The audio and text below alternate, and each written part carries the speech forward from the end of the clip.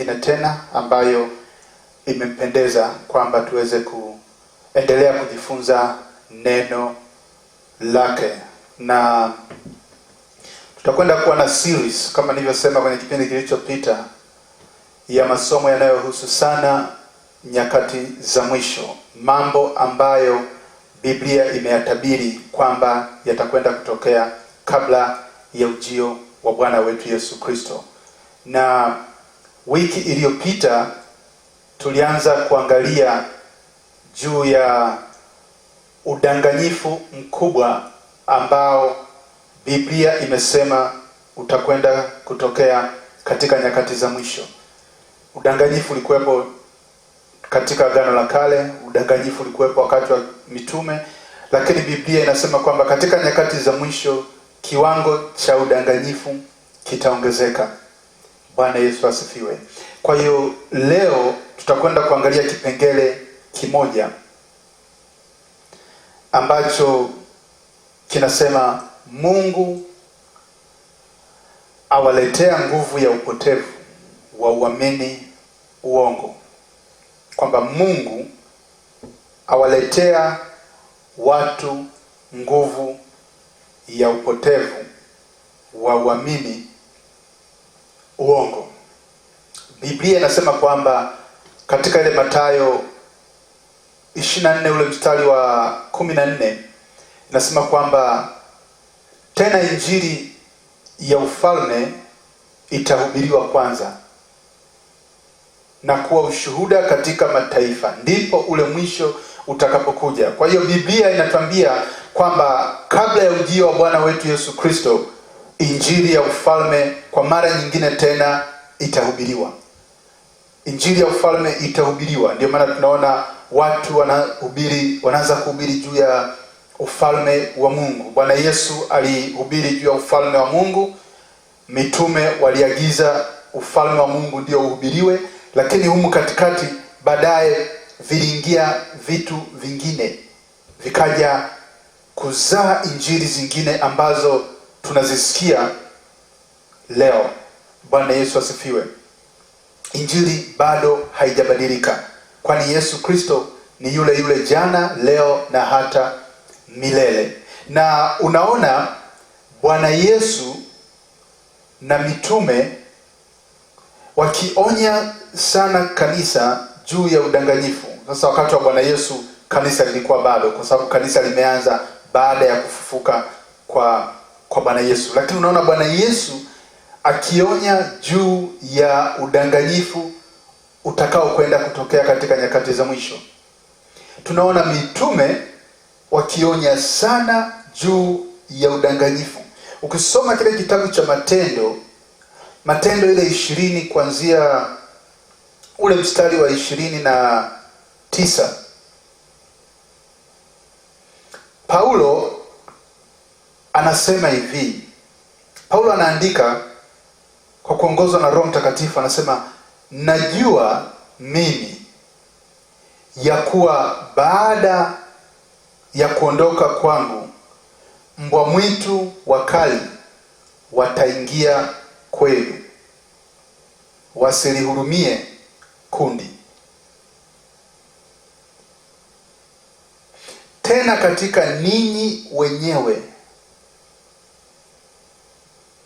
katika ninyi wenyewe, Kwa hiyo hawa ni watu ambao walikuwa wanaijua kweli ya Mungu. Anasema tena katika ninyi wenyewe watainuka watu wakisema mapotofu, wawavute hao wanafunzi waandamane nao. Wawavute hao wanafunzi waandamane nao.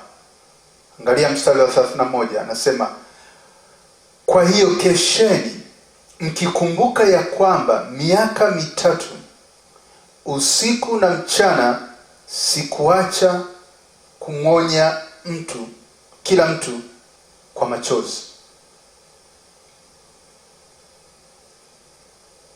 Sikuacha kumwonya kila mtu kwa machozi. Hakuacha kuonya nini? hakuacha kuwaonya juu ya udanganyifu utakao kwenda kuinuka. 32 anasema, basi sasa nawaweka katika mikono ya Mungu na neno la neema yake, ambalo laweza kuwajenga na kuwapa urithi pamoja nao wote waliotakaswa. Sikutamani fedha wala dhahabu wala mavazi ya mtu. Kumbuka Paulo alikuwa mtume wa kweli, watumishi wa Mungu wa kweli. Hata siku moja hawatatamani fedha, hawatatamani dhahabu, hawatatamani mavazi ya mtu. Kitu ambacho watataka kuona ni watu wanakuwa wanafunzi wa Bwana Yesu, ni watu wanaishika kweli ya Mungu, ni watu wanaishi maisha ya kumpendeza Mungu. Lakini Biblia inaonya kwamba watainuka watu ambao wataanza kufundisha mapotofu, na Biblia imeonya sana juu ya manabii wa uongo, makristo wa uongo, mitume wa uongo, walimu wa uongo, wachungaji wa uongo na kadhalika. Lakini kama ni msomaji wa Biblia, utaona kwamba Biblia imeonya zaidi juu ya manabii wa uongo kuliko ilivyoonya huduma zingine zote kwa pamoja.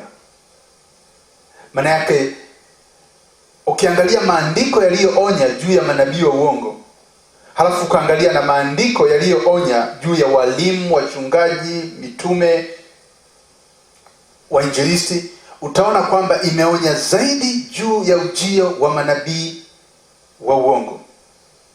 Na Mathayo ile 24:24 nasema kwamba watafanya ishara na maajabu, wawadanganye yamkini hata walio wateule. Bwana Yesu asifiwe. Sasa leo tutakwenda kuangalia udanganyifu mwingine ambao unaweza ukasema kwamba ni udanganyifu ambao hatusingetegemea uwe udanganyifu wa namna hii. Kwa sababu huu Biblia inasema kwamba Mungu ndiye ambaye anawaletea watu nguvu ya upotevu ili waweze kuamini uongo. Yaani kwamba ni Mungu ndiye anayekufanya uamini uongo.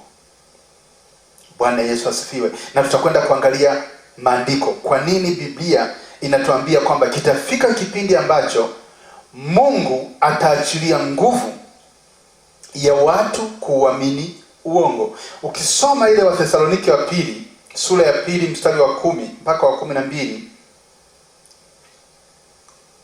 Wathesalonike wa pili 2 ule mstari wa 10 inasema hivi: na katika madanganyo yote ya udhalimu kwa hao wanaopotea, kwa sababu hawakukubali kuipenda kweli wapate kuokolewa. Hawakukubali kuipenda kweli wapate kuokolewa. Inazungumza juu ya watu ambao wameikataa kweli ya Mungu. Hawakukubali kuipenda kweli ya Mungu. Hawapendi ile injili ambayo inawasukuma kutubu. Hawapendi ile injili ambayo inazungumza kweli ya Mungu. Halafu sasa mstari wa 11 unasema hivi: kwa hiyo Mungu awaletea nguvu ya upotevu wa uamini uongo. Mungu awaletea nguvu ya upotevu wa uamini uongo. Maana yake kuna kipindi ambacho Mungu anaachilia nguvu ili kwamba mtu auamini uongo, kwamba mtu aamini pale ambapo yupo ni salama. Mungu anaachilia nguvu ya upotevu ili kwamba mtu aamini ule unabii anaotabiriwa ni wa kweli. Bwana Yesu asifiwe. Nitaka uone ile sababu inayosema hivi: kwa sababu hawakuikubali kweli. Sasa kama mtu hataki kweli ya Mungu, kama mtu hataki kuambiwa ile kweli ambayo Mungu anataka aisikie, kwa sababu haitaki hiyo, Mungu ataleta nguvu ya upotevu au uamini uongo, kwamba Mungu atakuletea nguvu uamini unachohubiriwa. Kwa hiyo kama mtu hapendi injili ambayo inakemea uovu, kama mtu hapendi kusikia injili ambayo inakemea maovu yanayofanyika kanisani, maovu yanayofanywa na watumishi, kama mtu hapendi kusikia ile injili ambayo inakemea uzinzi wa mwilini na wa rohoni, kama mtu hapendi kuisikia hiyo injili, kama mtu anapenda kusikia utajiri, kama mtu anapenda kusikia mafanikio, kama Mungu anapenda tu kama mtu anapenda kusikia tu kupata pesa, Biblia inasema kwamba Mungu ataleta nguvu. Halafu sasa uamini uongo, kwamba uamini hiyo injili ambayo unahubiriwa ya mafanikio, Mungu atakufanya uiamini kwamba ni ya kweli.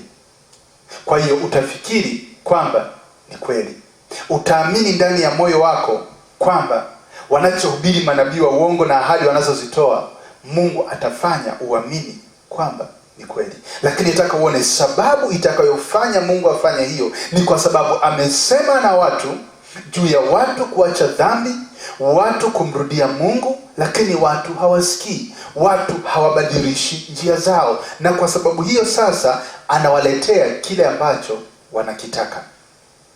Bwana Yesu asifiwe.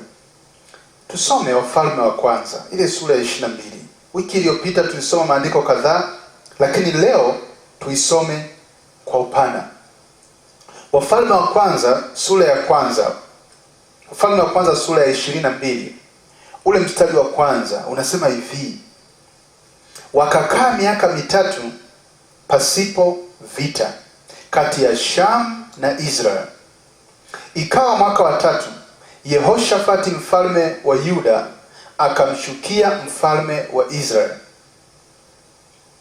Mfalme wa Israel akawaambia watumishi wake, je, hamjui ya kuwa Ramoth Gilead ni yetu, nasi tumenyamaza tusiitwae mikononi mwa mfalme wa Sham? Akamwambia Yehoshafati, je, utakwenda nami tupigane na Ramoth Gileadi? Yehoshafati akamwambia mfalme wa Israeli, mimi ni kama wewe na watu wangu ni kama watu wako, na farasi zangu ni kama farasi zako. Yehoshafati akamwambia mfalme wa Israeli, uulize leo na kusihi kwa neno la Bwana. Yehoshafati anamwambia Ahab kwamba uliza kwa Bwana. Uliza kwa Mungu nini? Uliza, je, tukienda kupigana tutafanikiwa? Tukienda vitani tutashinda? Uliza tupate kujua. Mstari wa 6, ndipo mfalme wa Israeli akawakusanya pamoja manabii kama watu 400, akawaambia, je, niende juu ya Ramoth Gileadi kuupiga vita au ninyamaze? Au ninyamaze? Wakasema, kwea, kwa kuwa Bwana atautia mkononi mwa mfalme. Manabii wanamwambia Ahab, nenda, Mungu atakushindia, Mungu atautia mji huu mikononi mwako. Manabii wake wanamwambia hivyo. Lakini Yehoshafati akasema, je, hayupo hapa nabii wa Bwana tena ili tumuulize yeye? Kwa hiyo Yehoshafati alijua kwamba hawa sio manabii wa Mungu. Alijua hawa ni manabii wa uongo, kwa sababu anauliza kwamba hayupo hapa nabii wa Bwana. Sawa, hawa manabii wametabiri hivi, lakini hayupo nabii wa Bwana. Sasa angalia ule mstari wa 8. Mfalme wa Israeli akamwambia Yehoshafati, yupo mtu mmoja ambaye tungeweza kumuuliza Bwana kwa yeye, yani Mikaya mwana wa Imla, lakini namchukia, kwa sababu hanibashirii mema ila mabaya. Yehoshafati akasema, la, mfalme asiseme hivyo. Ahabu anasema hivi, kuna nabii mmoja Mikaya, lakini huyu namchukia kwa sababu ananitabiria mabaya. Hasemi kwamba ananitabiria uongo, anasema ananitabiria mabaya. Kwa lugha nyingine, Ahabu anamchukia kwa sababu Mikaya anatabiri tofauti na Ahabu ambacho anataka kusikia. Bwana Yesu asifiwe. Mstari wa 9, ndipo mfalme wa Israeli akamwita akida akamwambia, mlete hima Mikaya mwana wa Imla. Basi mfalme wa Israeli na Yehoshafati mfalme wa Yuda walikuwa wakikaa kila mtu katika kiti chake cha enzi, wamevaa mavazi yao katika sakafu pangoni langoni pa Samaria, na manabii wote wakafanya unabii mbele yao. Manabii wote wale 400 wakatabiri, ukienda utashinda. Na yule mjumbe aliyekwenda kumwita Mikaya akamwambia akasema, angalia sasa, maneno ya manabii kwa kinywa kimoja husema mema kwa mfalme. Manabii wanamwambia mfalme anachotaka kusikia. Hawamwambii ambacho ni kweli, wanamwambia ambacho anataka kusikia. Neno lako na liwe na kusihi kama neno la mmoja wao, ukaseme mema. Anasema na wewe katabiri kama wenzako manabii wengine. Na wewe pia tabiri uongo kwa mfalme. Na wewe pia tabiri, mwambie mfalme anachotaka kusikia.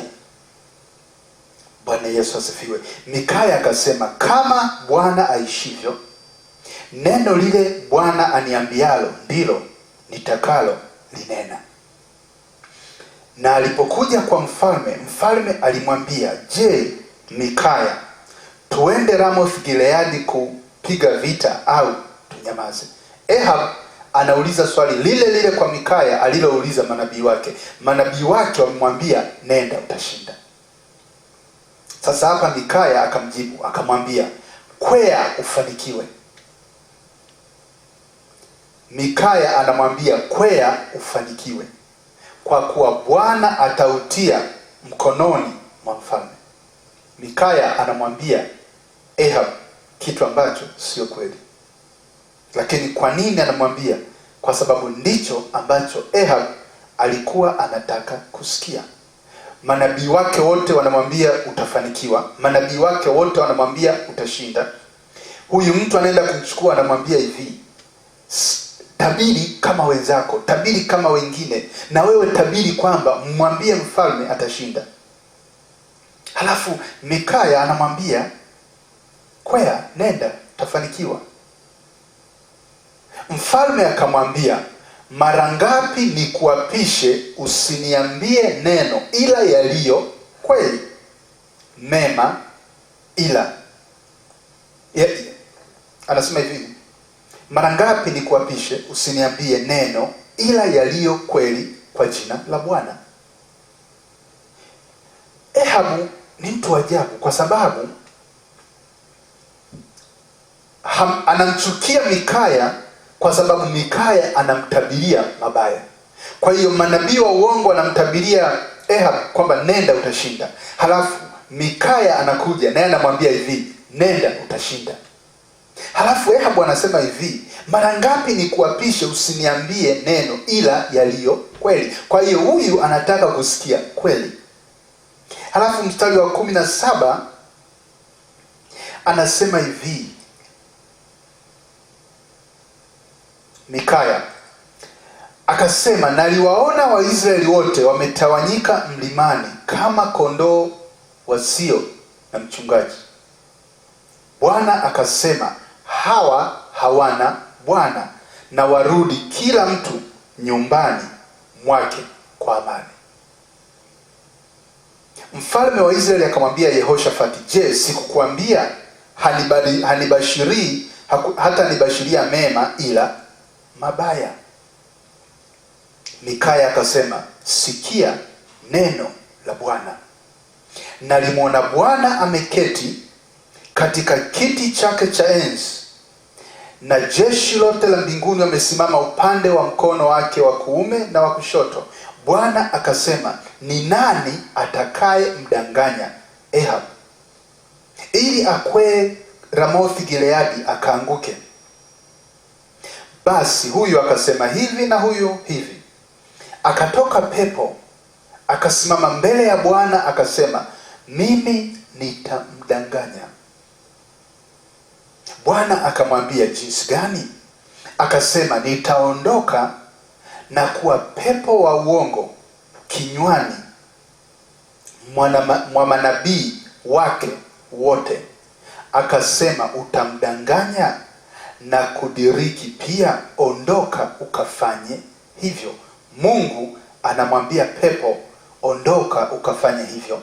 Ondoka ukaingie vinywani mwa manabii wa Ahab ili wamdanganye. Mungu anasema hivi, nenda ukafanye hivyo. Bwana Yesu asifiwe. Sasa ule mstari wa 23 unasema hivi, basi angalia, Bwana ametia pepo wa uongo kinywani mwa manabii wako hawa wote, naye Bwana amenena mabaya juu yako. Bwana Yesu asifiwe. Kwa hiyo Mungu amenena mabaya juu ya Ahab. Mungu amenena mabaya juu ya Ahab kwamba akienda atashindwa, lakini anatia pepo wa uongo vinywani mwa manabii wake wamdanganye na kumwambia kwamba ukienda utafanikiwa. Mungu ameachilia nguvu ili kwamba Ahab auamini uongo. Bwana Yesu asifiwe. Ukiendelea kusoma unaona ule mstari wa 24 unasema hivi, ndipo akakaribia Zedekia mwana wa Kenaana akampiga Mikaya kofi la shavu, akasema, roho ya Bwana alitokaje kwangu ili aseme na wewe? Mikaya akamwambia, angalia, utaona siku ile utakapoingia katika chumba cha ndani ili ujifiche. Mfalme wa Israeli akasema, mchukueni Mikaya mkamrudishe kwa Amon mkuu wa mji na kwa Yoashi mwana wa mfalme, mkaseme mfalme aseme hivi, mtieni mtu huyu gerezani, mkamlishe kwa chakula cha shida na maji ya shida hata nitakaporudi kwa amani. Mikaya akasema, ukirudi kabisa kwa amani, Bwana hakusema na mimi. Akasema, sikieni enyi wote. Halafu anaendelea. Bwana Yesu asifiwe. Huu ni mfano ambao ukisoma habari ya Ahab alikuwa ni kiongozi ambaye alikuwa ni muovu. Alimuoa Yezebel. Alikuwa anafanya yaliyo maovu mbele za Mungu. Mungu kwa kutumia watumishi wake alikuwa anamuonya mara kwa mara juu ya uovu wake. Lakini sasa hapa inafika wakati ambao kwa sababu Ahab hataki kusikia kweli, kwa sababu Ahab hataki kufuata njia ya Mungu, sasa Mungu anamtumia Ahab manabii ambao watamwambia anachotaka kusikia. Bwana Yesu asifiwe. Hapa ndipo tunaona tofauti kati ya manabii wa Mungu na manabii wa uongo. Manabii wa uongo wanakwambia unachotaka kusikia. Kwa hiyo kama unapitia dhiki, ungependa uwe tajiri, watakwambia utakuwa tajiri. Haijalishi maisha yako yakoje. Nabii wa Mungu atakwambia unachotaka kusikia. Na kama unahitaji, na kama Mungu anataka uache uovu, atakwambia acha uovu. Na kama Mungu anataka uishi maisha ya kumpendeza, nabii wa Mungu wakati wote atakuonya. Manabii wa Mungu wakati wote watajaribu kuwarudisha watu kwa Mungu, ili kwamba watu waishi njia ambayo inampendeza Mungu. Manabii wa uongo wakati wote watakwambia kile unachotaka kusikia. Bwana Yesu asifiwe. Ukisoma ile Timotheo wa kwanza tunaona mfano mwingine ambapo Mungu anaachilia kitu kinachotaka kufanana na hiki. Unaona Paulo akiongozwa, halafu ule mstari wa 19 Paulo anamwandikia Timotheo, anasema hivi: uwe mwenye imani na dhamiri njema ambayo wengine wameisukumia mbali. Anasema wewe uwe na imani na mwenye dhamiri njema ambayo wengine wameisukumia mbali, wakaangamia kwa habari ya imani. Kwa nini wameisukumia mbali? Maana yake walikuwa wanafahamu kweli, lakini wakaisukumia mbali kweli. Hawataki kuisikia kweli, hawataki kufuata njia iliyo ya kweli. Sasa kitu gani kinatokea baada ya hapo? Mstari wa 20 unasema hivi: katika hao wamo Himenayo na Iskanda, ambao nimempa Shetani watu hao, ili wafundishwe wasimtukane Mungu. Bwana Yesu asifiwe. Paulo anasema hao nimemkabidhi Shetani. Paulo mtumishi wa Mungu anakabidhi watu kwa Shetani. Bwana Yesu asifiwe. Mungu anaachilia roho, anaweka roho ya uongo kwa manabii ili wamdanganye Ahabu. Bwana Yesu asifiwe. Nasema kama hutaki kuifuata njia ya imani, kama hutaki kuifuata njia ya Kristo, nasema hivi, basi nitakupa uifuate njia ya Shetani. Bwana Yesu asifiwe. Sasa kwa nini Mungu afanye kitu kama hicho? Kwamba kwa nini Mungu awafanye watu wauamini uongo, wakati tunafahamu kabisa kwamba Mungu wetu ni Mungu ambaye anapenda watu waokolewe. Mungu anapenda watu wasiangamie. Kwa nini Mungu awape watu nguvu ya kuuamini uongo? Bwana Yesu asifiwe. Tumeona sababu ya kwanza, hawakupenda kuipokea kweli ya Mungu. Hawakupenda kukubaliana na ile kweli. Ukisoma Yeremia 26 ule mstari wa 4 mpaka 13. Yeremia 26 ule mstari wa 4 mpaka 13 anasema hivi: nawe utawaambia, Bwana asema hivi, kama hamtaki kusikia kwenda katika sheria yangu niliyoiweka mbele yenu, kuyasikia maneno ya watumishi wangu manabii ninaowatuma kwenu, naam, nikiondoka mapema na kuwatuma, lakini ninyi hamkuwasikiliza, basi nitafanya nyumba hii kuwa kama Shilo, na mji huu nitaufanya kuwa laana kwa taifa zote za dunia. Mstari wa 7, na makuhani na manabii na watu wote wakamsikia Yeremia hapo aliposema maneno haya katika nyumba ya Bwana.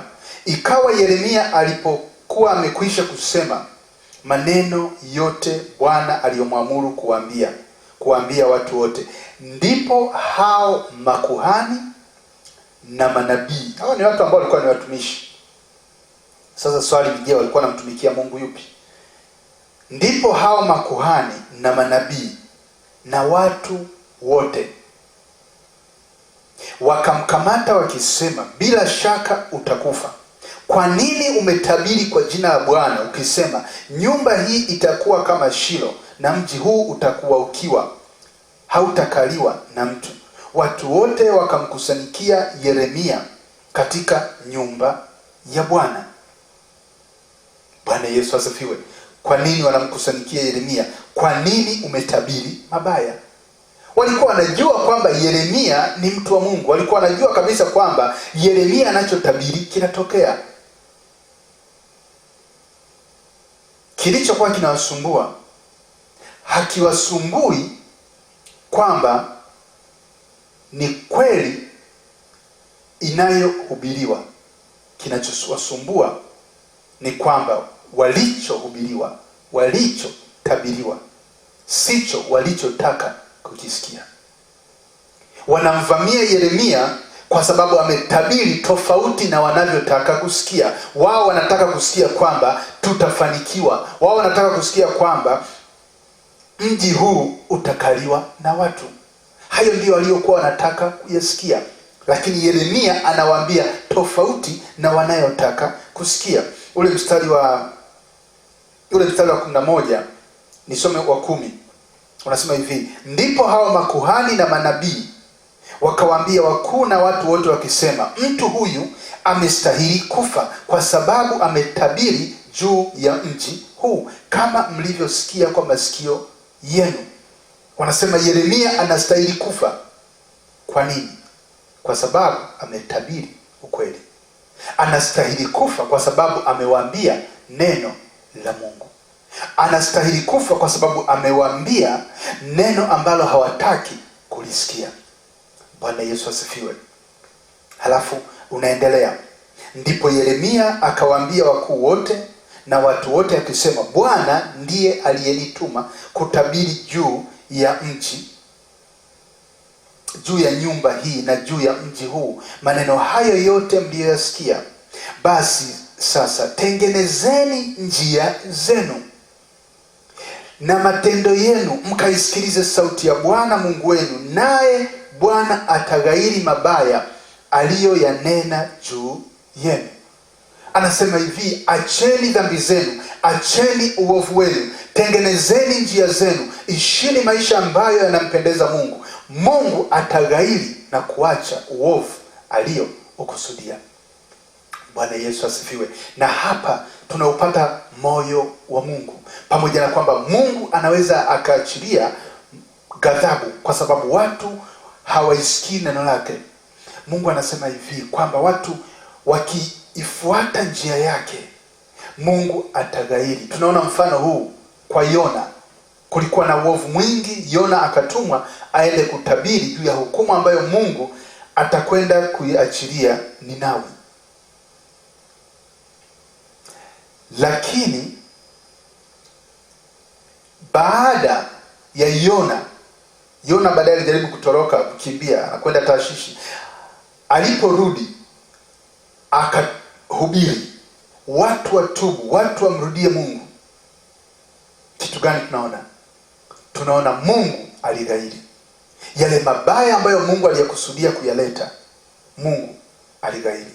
Kwa hiyo Yeremia anawaambia katika ule mstari wa 13, anasema hivi, tengenezeni njia zenu na matendo yenu, ifuateni njia ya Mungu, ishini maisha ambayo yanampendeza Mungu. Mungu ataghairi na kuacha ghadhabu aliyokuwa ameikusudia. Bwana Yesu asifiwe. Lakini hawa watu ni watu ambao walikuwa hawataki kusikia.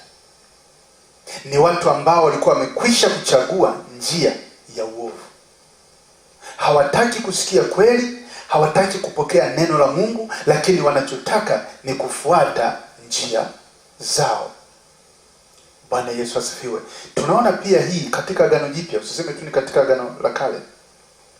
Tunaona katika Injili ya Bwana Yesu. Unajua, tunapokuwa tunasema katika Agano Jipya, wakati mwingine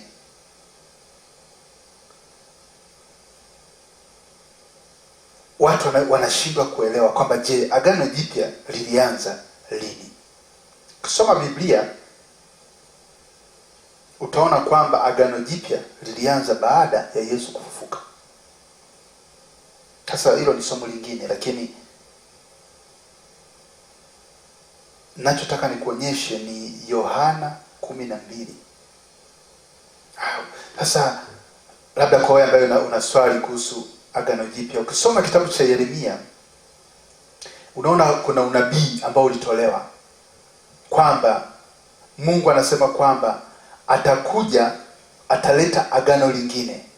Katika ile kitabu cha Yeremia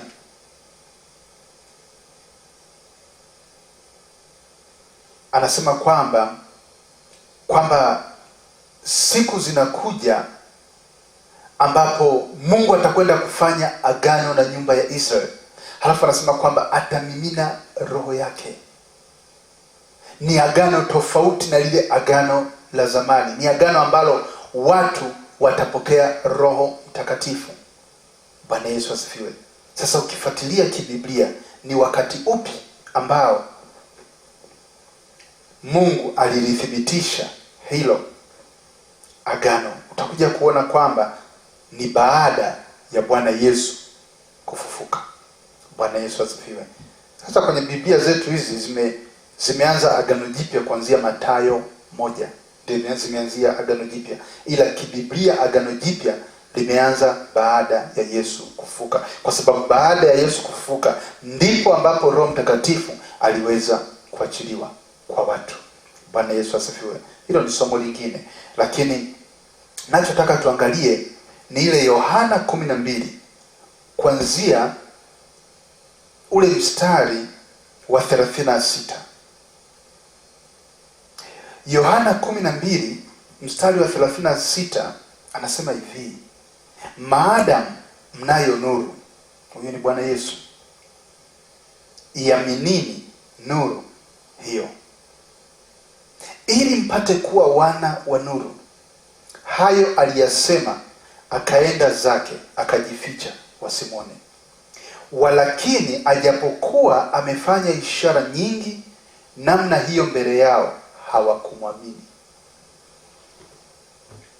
Pamoja na kwamba amefanya ishara, pamoja na kwamba amefanya miujiza, bado hawakumwamini. Hawakuamini maneno ya Bwana Yesu. Hawakutaka kusikia ile kweli kutoka kwa Bwana Yesu. Halafu kusoma ule mstari wa 38 nasema hivi: ili litimie lile neno la nabii Isaya alilolisema Bwana, ni nani aliyezisadiki habari zetu? Na mkono wa Bwana amefunuliwa nani? Ndiyo sababu wao hawakuweza kusadiki. Kwa maana Isaya alisema tena, amewapofusha macho, ameifanya mizito mioyo yao, wasije wakaona kwa macho yao, wakafahamu kwa mioyo yao, wakaongoka nikawaponya. Bwana Yesu asifiwe. Sasa unaweza ukajiuliza kwamba kwa nini Mungu ameifanya mioyo yao mizito?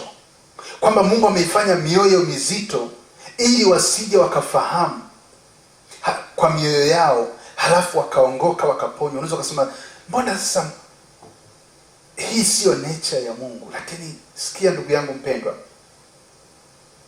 hawa ni watu ambao kabla Mungu hajaifanya mioyo yao kuwa mizito, wao wenyewe walikwisha kuifanya mioyo yao kuwa mizito.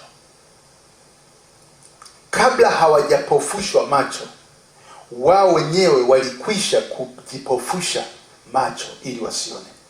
Tunaiona hii pia kwa Farao. Biblia imekuwa inajirudia mara kwa mara kwamba Mungu akaufanya moyo wa Farao kuwa mgumu. Lakini ukisoma utaona kwamba Farao, kabla ya Mungu kuufanya moyo wake kuwa mgumu, Farao mwenyewe alikwisha kuufanya moyo wake kuwa mgumu.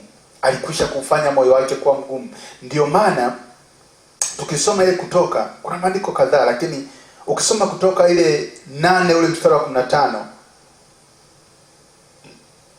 unasema hivi: lakini Farao alipoona ya kuwa pana nafuu, akaufanya moyo wake kuwa mzito, asiwasikilize kama Bwana alivyonena. Unaweza ukasoma, kuna maandiko mengi. Kuna ile sura mstari wa 32 Yohana Kutoka hii sura ya 8. Ukisoma ile Kutoka 9 ule mstari wa 34 unakuwa unazungumzia kitu kile kile. Unazungumzia juu ya Farao kuufanya moyo wake kuwa mgumu. Kwa hiyo tunaona kabisa kwamba kabla Mungu hajaufanya moyo wa Farao kuwa mgumu, Farao mwenyewe alikwisha kuufanya moyo wake kuwa mgumu.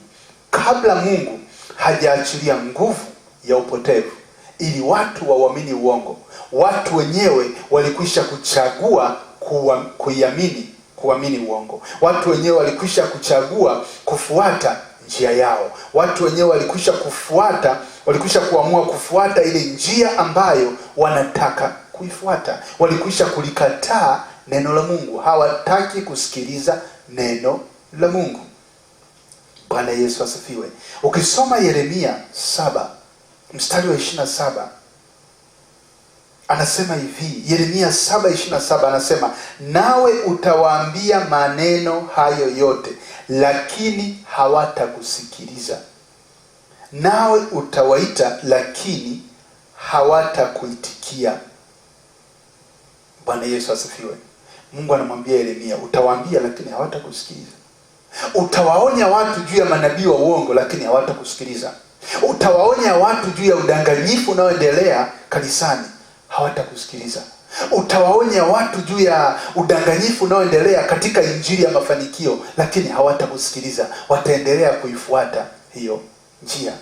Bwana Yesu asifiwe. Sasa kwa sababu hawataki kukusikiliza, kwa sababu hawataki kuifuata kweli ya Mungu, Mungu atawafanya waiamini kweli. Mungu atawafanya wamwamini Joel Osteen. Mungu atafanya wamwamini huyu mama huyu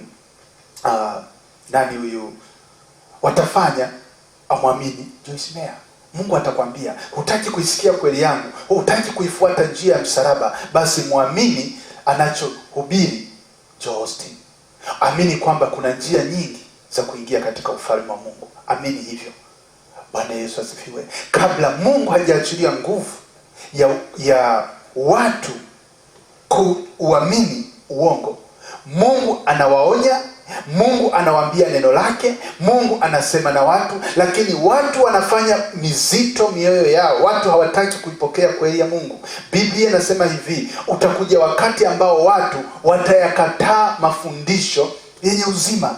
Kwa nini? Kwa sababu wana masikio ya utafiti. Wanataka kusikia wanachotaka kuambiwa. Watu wanataka kuambiwa utajiri. Watu wanataka kuambiwa mtatajirika. Watu wanataka kuambiwa kwamba tutakwenda kuitawala dunia. Mali zote tutakwenda kupewa sisi. Watu wanataka kuambiwa hivyo. Kwa sababu hiyo, Mungu analeta nguvu ya upotevu uamini uongo. Kwamba Mungu anakuletea nguvu ya upotevu, halafu uamini kwamba anachotabiri Bushiri ni cha kweli. Mungu anakuletea nguvu ya upotevu, halafu uamini wanavyokutabiria hawa manabii ni ya kweli. Bwana Yesu asifiwe. Lakini kabla Mungu hajafanya hivyo, Mungu atasema na watu. Mungu atawaonya watu. Mungu ataonya watu waache dhambi. Mungu ataonya waifuate njia yake. Mungu ataonya dhidi ya manabii wa uongo, dhidi ya watumishi wa uongo, dhidi ya walimu wa uongo ambao wanapotosha watu, ambao wanatumia huduma kwa ajili ya faida yao. Biblia inazungumza juu ya watu ambao Mungu wao ni tumbo. Bwana Yesu asifiwe. Sikia, Mungu atakuonya juu ya hao watu. Atakwambia kwa njia tofauti. Mungu atatumia watumishi wake. Sasa angalia, watumishi wake wakikwambia leo, nasemaje? Unahukumu. Watu wakikuonya, anakwambia hiyo njia sio ya kweli, unahukumu. Usihukumu, usije ukahukumiwa. Wanashindwa kuelewa kwamba Bwana Yesu alichokuwa anasema, anakuwa anazungumza juu ya kufanya hukumu iliyo haki. Anasema hivi, usihukumu wakati wewe mwenyewe bado hujatoa boriti jichoni mwako. Anasema toa kwanza ile boriti, ndipo uweze kukitoa kile kibanzi jichoni mwa mwenzako. Maneno ambayo Bwana Yesu aliyokuwa anasema, watu hawamwelewi. Bwana Yesu asifiwe. Sikia ndugu yangu mpendwa, haijalishi umetabiriwa kitu gani,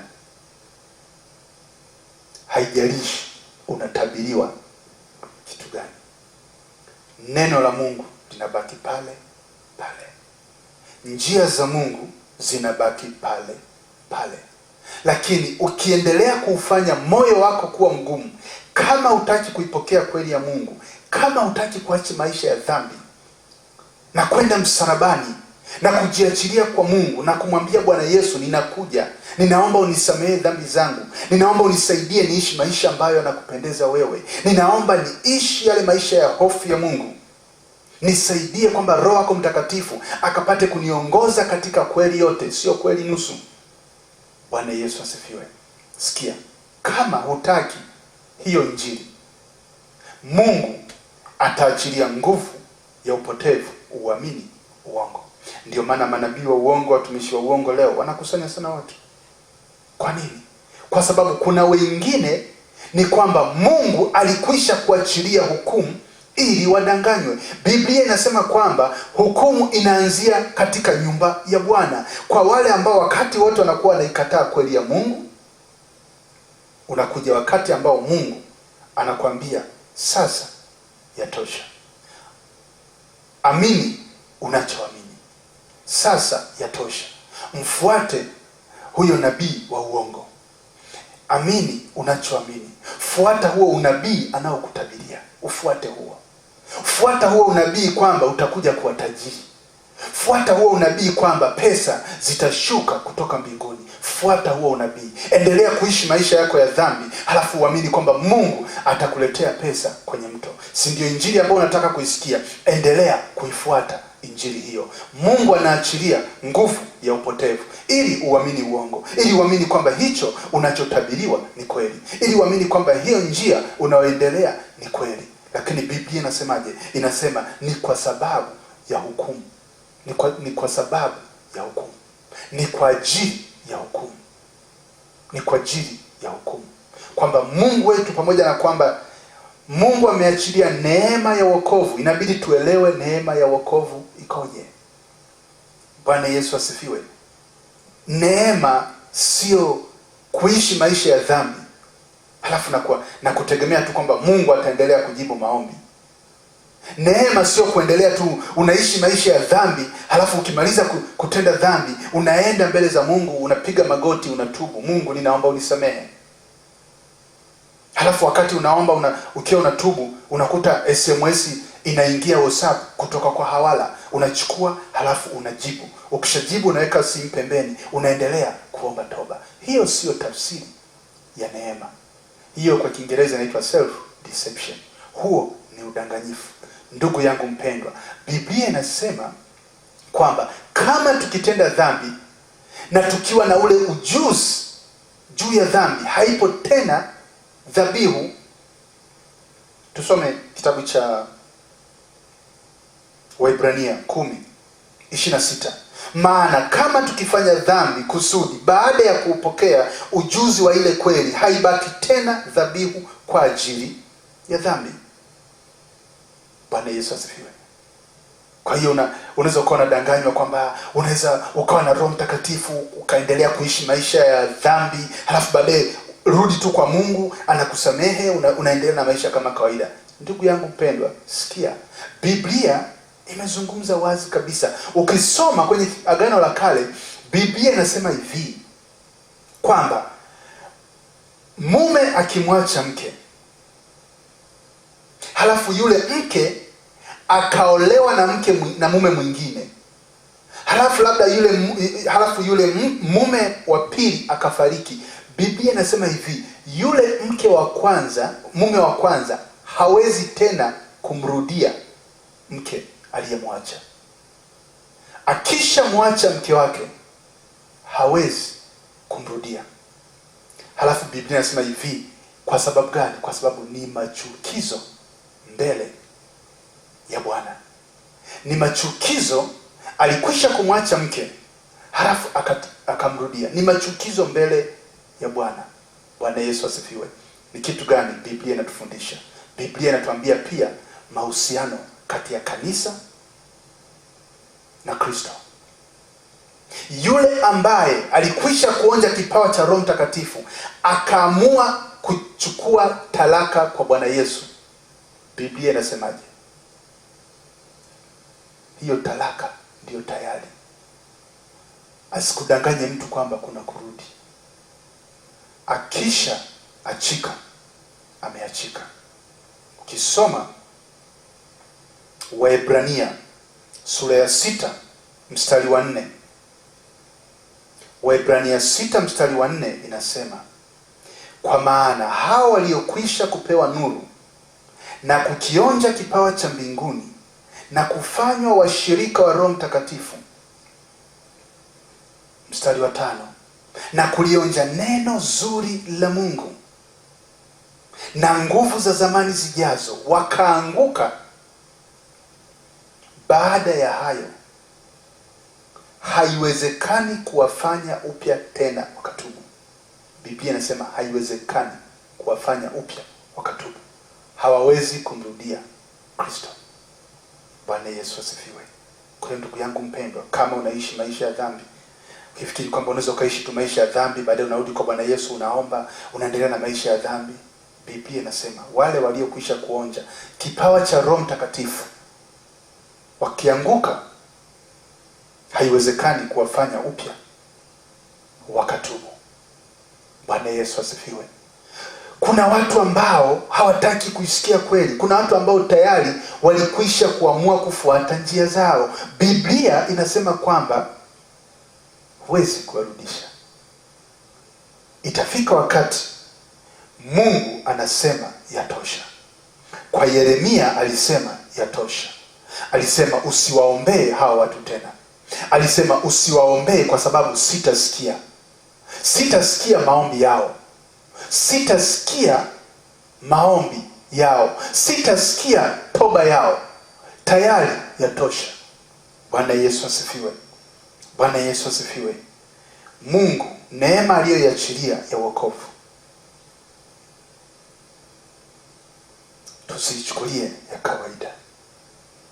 Tukifikiri tunaweza kuishi tu kama shetani, halafu tukikaribia kufa tunaenda kwa Mungu, tunatubu, halafu tunakwenda mbinguni. Sikia, huo ni udanganyifu wa shetani. Ni udanganyifu wa kutoka kwa shetani. Kwa nini Mungu anaachilia? Tuendelee na somo. Kwa nini Mungu anaachilia nguvu ya upotevu watu waamini uongo? Kwa sababu watu walikwisha kuamua ndani ya mioyo yao kwamba tutaendelea kumwabudu Malkia wa mbinguni. Tutaendelea kuomba kupitia Malkia wa mbinguni. Tutaendelea kuomba kwa sababu tunaamini huyu ni mama wa Mungu. Tutaendelea kuomba kupitia Malkia huyu. Tutaendelea kumwabudu Malkia wa mbinguni. Halafu Mungu anakuambiaje? Nasema itafika wakati atasema yatosha. Yeremia 44:15 mpaka 18.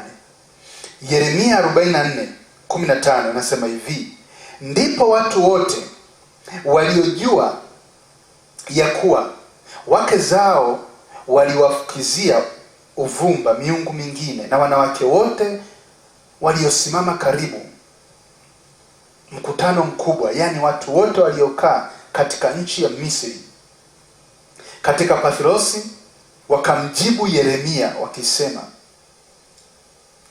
neno lile ulilotuambia kwa jina la Bwana sisi hatutalisikiliza. Neno lile ulilotuambia kwa jina la Bwana hatutalisikiliza. Neno lile ulilotuambia kwamba tuache kuomba kupitia Malkia wa mbinguni hatutasikiliza. Tutaendelea kuomba kwa kupitia Malkia wa mbinguni. Tutaendelea kumwabudu Malkia wa mbinguni. Neno unalotuambia kwamba njia ya kweli ni Bwana Yesu tu, kwamba Bwana Yesu ndiye njia kweli na uzima, hatutasikiliza. Sisi tutaendelea na njia yetu ya kupitia kwa Malkia wa mbinguni. Neno lile ulilotuambia kwa jina la Bwana sisi hatutalisikiliza, lakini bila shaka tutalitimiza kila neno lililotoka katika vinywa vyetu kumfukizia uvumba Malkia wa mbinguni na kummiminia sadaka ya kinywaji, kama tulivyotenda sisi na baba zetu na wafalme wetu na wakuu wetu katika miji ya Yuda na njia kuu za Yerusalemu, maana wakati huo tulikuwa na chakula tele na kufanikiwa, wala hatukuona mabaya. Lakini tulipoacha kumfikizia uvumba Malkia wa mbinguni na kummiminia sadaka za kinywaji, tumepungukiwa na vitu vyote. na kuangamizwa kwa upanga na njaa.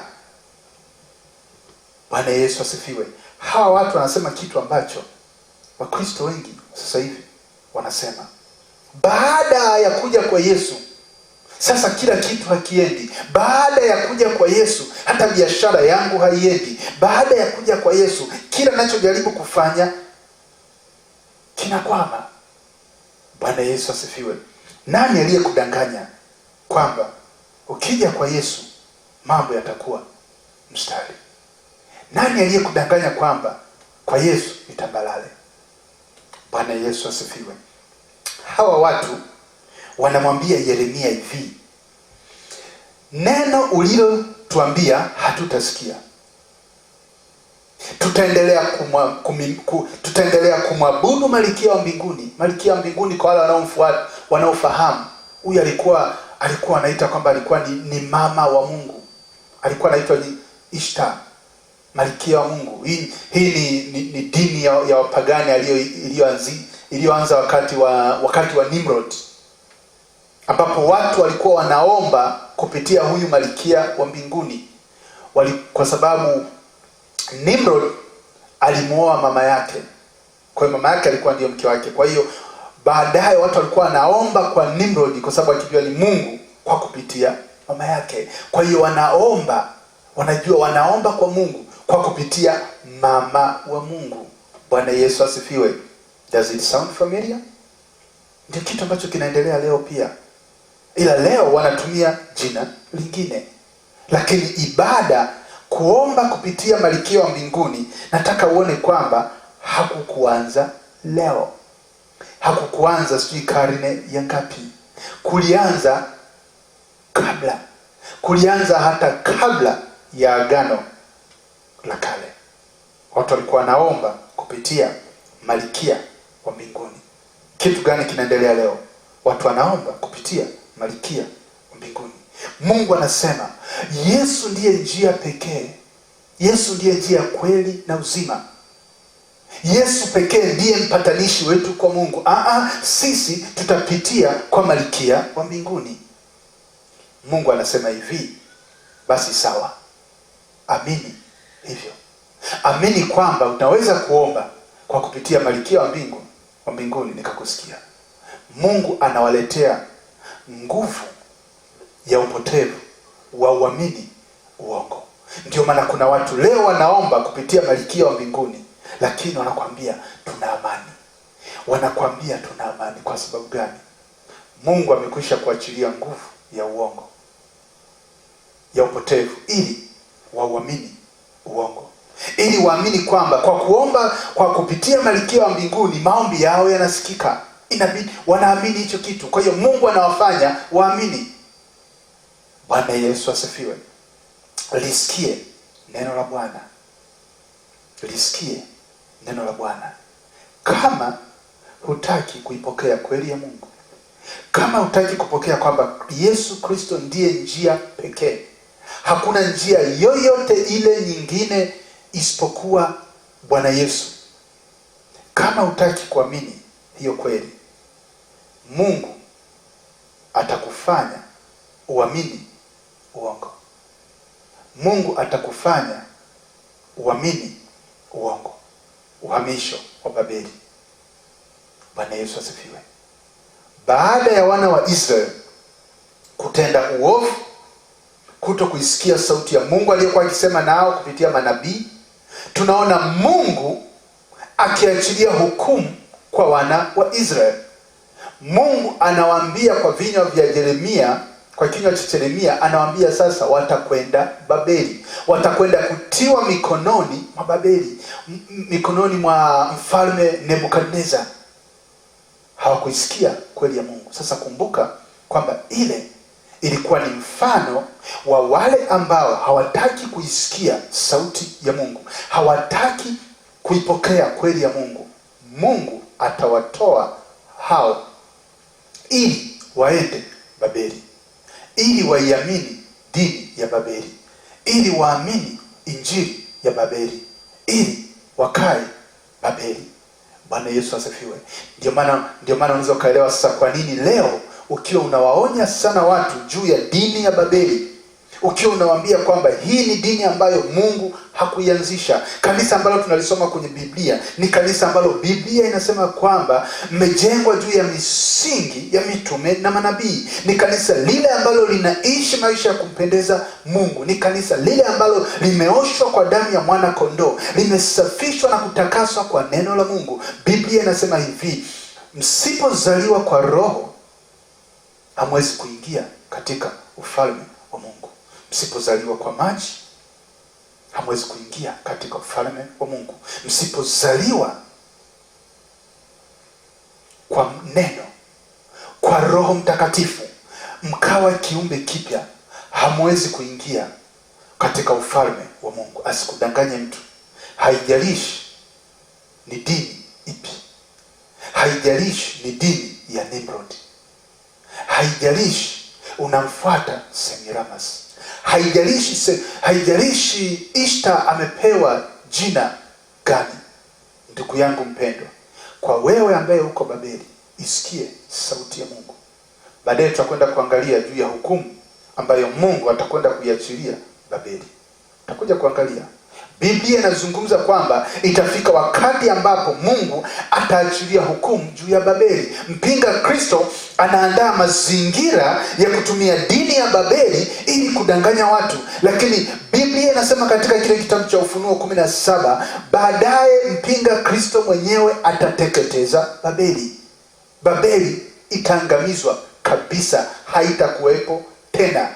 Sasa angalia, kwa yule ambaye aliweka tumaini Babeli, aliamini Babeli, kitu gani kitatokea? Atafia Babeli. Ndugu yangu mpendwa, ndani ya moyo wako umeweka nini? Je, ndani ya moyo wako umeweka dini, umeweka mapokeo, umeweka uchafu ambao haueleweki? Na kusihi, mweke Kristo, liweke neno lake. Usiweke kitu chochote kile cha wanadamu. Haijalishi ni kizuri, haijalishi kwa macho ni kizuri kwa kiwango kipi, haijalishi kinaonekana ni kizuri kwa kiwango kipi. Kuna injili moja tu ambayo Bwana Yesu alihubiri, ambayo Bwana Yesu aliahidi ikahubiriwe. Mimi na wewe tukiamini injili hiyo, tukamfuata Kristo, tutaurithi uzima wa milele. Mungu akubariki. Baba, katika jina la Yesu Kristo mtakatifu wa amani, Mungu ishie milele, ninakutukuza, ninakushukuru, ninakulishia sifa na utukufu. Asante kwa ajili ya neno lako ambalo Mungu umekwenda kusema na watoto wako. Nami Baba, ninazidi kuomba kwa ajili ya kila mmoja ambaye anautafuta uso wako. Naomba Mungu katusaidie, katuwezeshe, ili kwamba Mungu tuishi kwa neno lako, tuishi kwa kweli yako. Ndani ya mioyo yetu tuliweke neno lako, ili kwamba Mungu tusikutende dhambi. Baba mtakatifu, nazidi kulitia jina lako na kuomba kwa ajili ya kanisa lako takatifu, kanisa lile ambalo Baba neno linasema kwamba Kristo atajitwalia, kanisa lile ambalo halina kunyanzi, kanisa lile ambalo limeoshwa kwa damu ya mwana kondoo, kanisa lile ambalo ni wale wanawali 5 ambao walikuwa na taa pamoja na mafuta. Baba wa mbinguni, ninaomba kwa ajili ya kanisa hilo. Endelea kuwa na watoto wako, endelea kuwaongoza watoto wako katika kweli yote. Lakini pia ninaomba kwa ajili ya wale ambao bado Mungu hawajaijua kweli yako,